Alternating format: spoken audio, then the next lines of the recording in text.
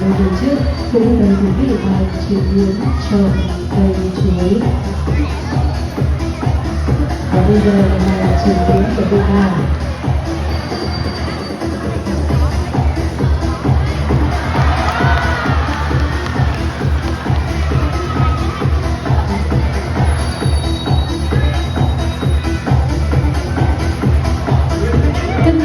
Cầu không chỉ là một việc trả bán mà còn thể hiện tài năng với chiếc vòng. Trên tay của luyện viên đang xuất hiện với chiếc vòng rất là to và màu sắc.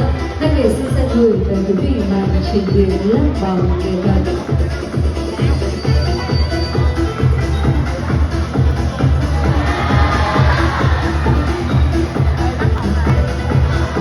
Quý vị khán giả cùng vỗ tay để vui chúc bạn này cầu được không ạ?